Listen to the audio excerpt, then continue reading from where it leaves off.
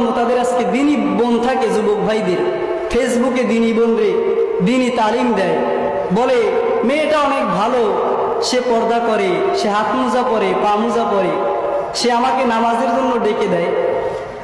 সে যদি ভালো হতো সে তো তোমার সাথে কথা বলতো না ভাই। সে যদি লজ্জাশীল হতো, সে যদি আল্লাহকে ভয় পেত, তাহলে তুমি তো বেগানা পুরুষ, তোমার সাথে কথা বলতো না।